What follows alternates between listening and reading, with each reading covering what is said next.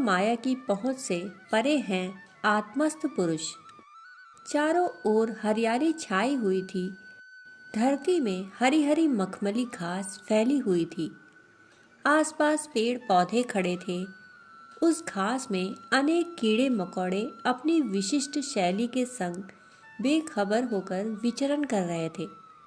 कुछ कीड़ों का रंग चटक लाल और कुछ का हरा था। कीड़े मकोड़ों का अनोखा संसार बसा हुआ था घास के उस झुरमुट के पास। दूर दूर तक प्रकृति अपनी छटा बिखेरे हुए थी। प्राकृतिक सौंदर्य चारों ओर फैला हुआ था, परंतु वहां एक कीड़ा ऐसा भी था जो आत्मलीन था। वह इतना छोटा था कि उस पर किसी की दृष्टि पहुंच ही नहीं सकती थी। वह कीड़ा स्वयं में अद्भुत, अनोखा एवं विचित्र था। उस कीड़े की जैविक गतिविधियां दृश्य रूप में उसकी अन्य प्रजातियों के समान ही थी, परंतु उसमें एक विशिष्ट बात थी, और वह यह कि अन्य कीड़ों को उनके अस्तित्व का बोध नहीं रहता है, पर इस कीड़े को बोध था कि उसकी काया कीड़े की है और उसकी आत्मा जीवंत, जागृत एवं आनंद से ओतप्रोत है। वह कीड़ा आत्मलीन था, आत्मस्थ था, और परमात्मा के संग उसका आनंदपूर्ण संबंध बना हुआ था। आत्मा परमात्मा के सजीव संबंध का उसे बोध था। उसे बोध था कि देह नश्वर है, मरणशील है, एक दिन उसका अंत सुनिश्चित है, परंतु उस मरण धर्मा देह में जो अनश्वर है, शाश्वत है, सनातन है, वह आत्मा है। आत्मा देह नहीं है। वह तो अपनी अभिव्यक्ति के लिए देह धारण करती है। इस आश्चर्यजनक घटना के पीछे की सच्चाई कुछ यूं है कि वह कीड़ा पूर्व जन्म में मनुष्य देह में था और उसे कीड़ा बनने पर भी पूर्व जन्म का पूर्ण बोध था। कहानी कुछ इस प्रकार है कि वह आत्मस्थ कीड़ा महामाया के कोप के कारण मनुष्य योनि से कीड़े की योनि में पहुंच गया था। मनुष्य होते समय भी उसे बोध था कि वह परमात्मा का दिव्य अविनाशी अंश है, और महामाया के कोप से प्राप्त कीड़े की योनि में भी उसे वही बोध निरंतर प्राप्त था। इसी आत्मभाव में लीन वह कीड़ा आनंद से विचरण कर रहा था। वह अपनी नवीन योनि का भी अनुभव प्राप्त कर रहा था। दिव्य दृष्टि से प्रकृति को निहार रहा था, उसके सौंदर्य का आस्वादन कर रहा था और आत्मस्थ भी था। मनुष्य योनि में उसे जो निश्चिंतता थी, जो आत्मलीन भाव उसमें था, आज भी वह उसी उन्मुक्त एवं आनंद भाव में लीन था। एक दिन इस कीड़े के घास से भरे झुरमुट में चारों ओर प्रकाश फैल गया। अर्धरात्रि में भी झुरमुट ज्योतिर्मय हो उठा। कीड़े को एहसास हो गया कि इस औचक एवं अचानक फैले प्रकाश का क्या रहस्य है। दरअसल वह प्रकाश महामाया का था, जो साकार रूप में उस कीड़े के सामने खड़ी हो गई थी। महामाया ने कीड़े को संबोधित करते हुए कहा, शुकदेव देख, मैंने तुझे मनुष्य योनि से कीड़े की योनि में पहुंचा दिया है। अब तुझे समझ में आया कि मैं कितनी सामर्थ्यवान हूँ और क्या कर सकती हूँ। मेरी पहुंच सृष्टि में चहुं ओर है। मैं ही 84 लाख योनियों में जीव को घुमाती रहती हूँ, और आज मैंने तुझे भी कीड़े की योनि में पहुंचा दिया है। परंतु यहाँ सहज जिज्ञासा उत्पन्न होती है कि शुकदेव जैसे आत्मज्ञानी को भला महामाया के कोप का भाजन क्यों बनना पड़ा। ऐसा क्या घटित हुआ कि परमेश्वर की परम सहचरी महामाया को शुकदेव जैसे सिद्ध ज्ञानी की जीवात्मा को एक कीड़े की योनि में भेजना पड़ा।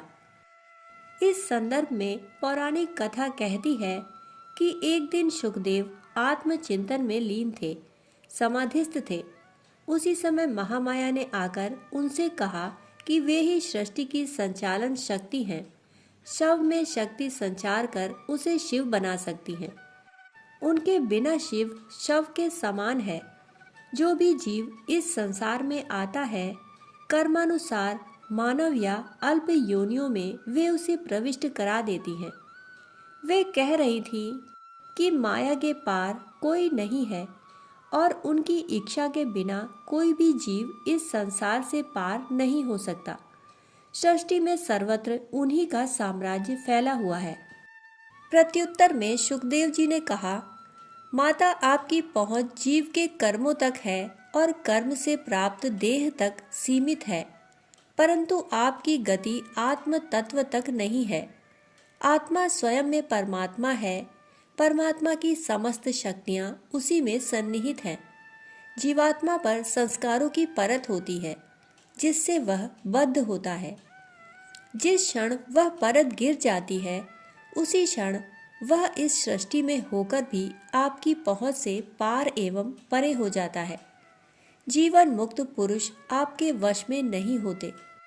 सुखदेव की इसी बात से कुपित होकर महामाया ने उनसे कहा था, देख, मैं अब तुम्हारा क्या हाल करती हूँ।